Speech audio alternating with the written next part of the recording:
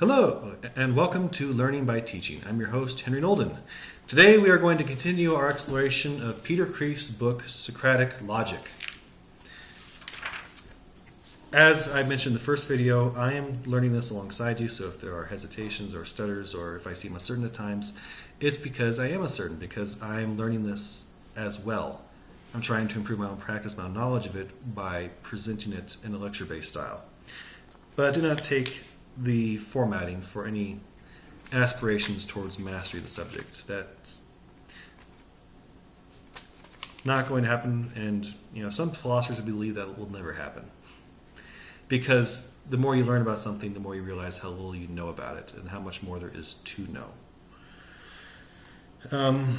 So, we're going to pick up where we left off with the last video, where we talked about the 13 reasons to learn logic. The 13th and final was truth. Logic helps us to find truth, and truth is its own end. It is worth knowing for its own sake, with the caveat that while logic helps us to find the truth, it is not sufficient for finding the truth. It is necessary, but insufficient in and of itself. So, in his book, Kreeft appeals a great deal to Socrates, Plato, and Aristotle. And here he brings up Socrates, where he brings up how Socrates pointed out that there are 3 reasons for pursuing truth, and 3 corresponding kinds of sciences. In the older, broader sense of the term sciences, meaning rational explanations through causes. The 3 sciences are called the productive sciences, the practical sciences, and theoretical sciences. Each pursues truth for a different end. The productive sciences are used to help us change the world in a literal physical sense. The productive sciences, their end is to produce things.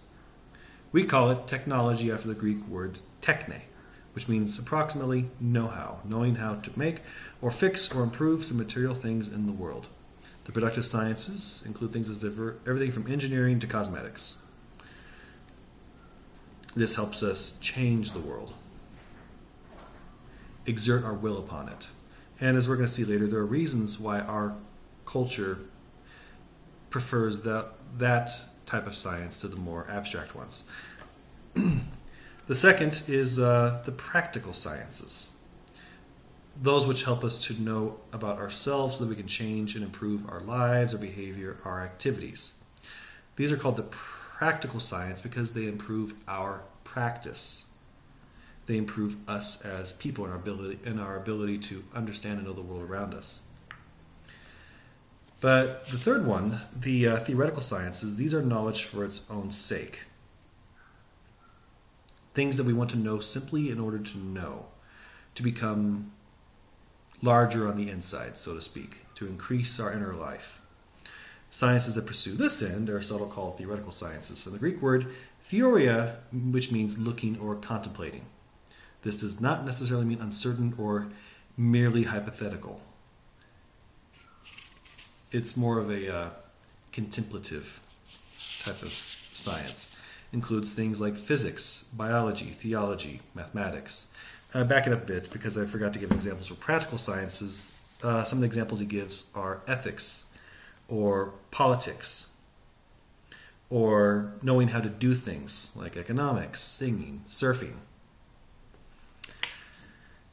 The theoretical sciences improve the very self. So, according to Aristotle, the theoretical sciences are the most important sciences, because they improve the self. It is, let's see. These are the liberal arts, as it were. The original meaning of a liberal arts education was this: the study of the truth for its own sake, not only for the sake of what you can do with it or what you can make with it. The term liberal arts comes from Aristotle. He said that just as a man is called free when he exists for his own sake, and a slave when he exists for the sake of another man, so these studies are called free, liberal, or liberating because they exist for their own sake and not for the sake of anything else. So, three different kinds of knowledge, three different ways of searching for knowledge. Logic helps us in the pursuit of those. It will not tell us the truth, it will only aid us in discovering it. It's very much like a toolkit. If you're a carpenter, your tools help you in the process of building a house or a piece of furniture, but they're not going to do it by themselves. You have to use them, and you have to use them well. He has a quote here, which I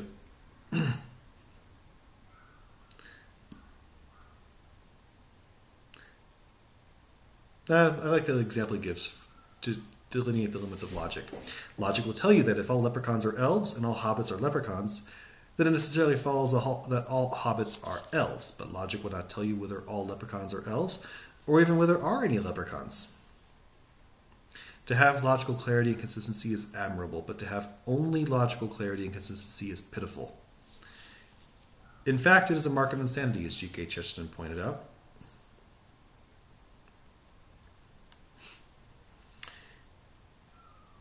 There's a fairly lengthy excerpt from Chesterton from his book Orthodoxy. For the sake of time, I'm not going to read the whole thing. It's worth a read, though. It says, if you argue with a madman, it is extremely probable that you will get the worst of it, for in many ways his mind moves all the quicker for not being delayed by the things that go with good judgment. He is not hampered by a sense of humor or charity, or by the dumb certainties of experience. Indeed, the common phrase for insanity is, in this respect, a misleading one. The madman is not the man who has lost his reason. The madman is the man who has lost everything except his reason.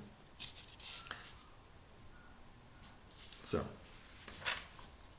going through the book, there's a section, 17 reasons why this book is different. This is meant more for teachers. He's giving basically a sales pitch to teachers. Why should you use this book?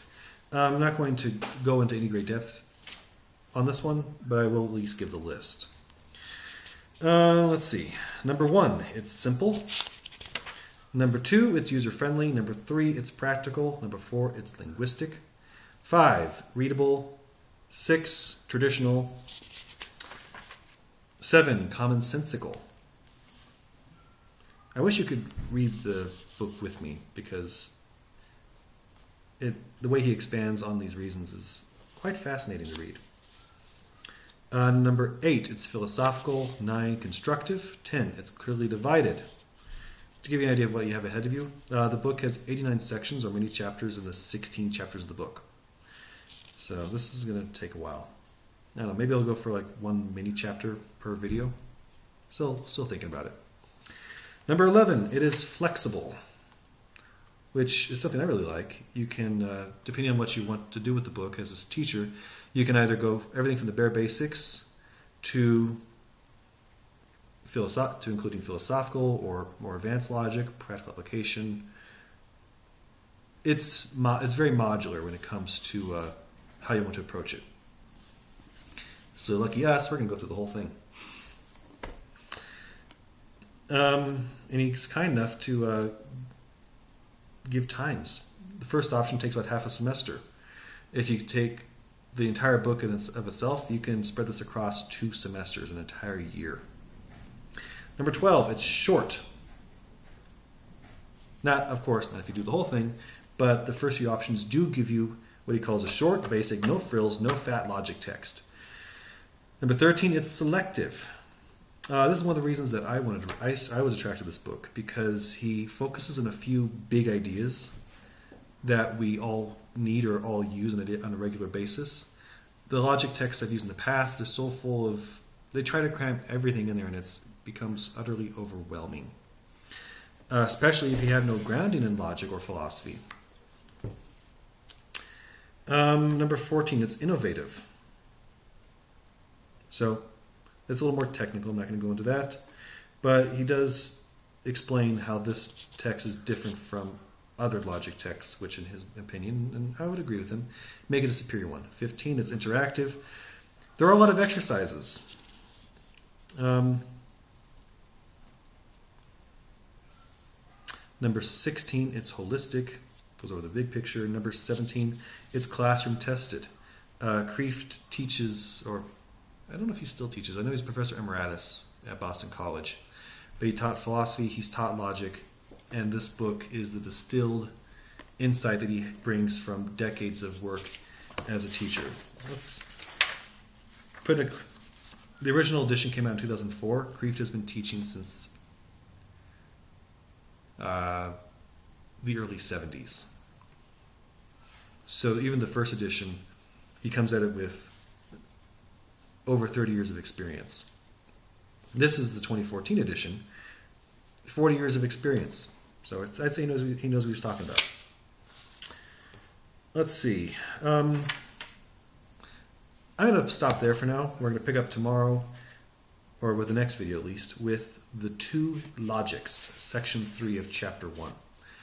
Thank you for your time. Thank you for your attention. I hope you found this helpful and useful, or at least interesting.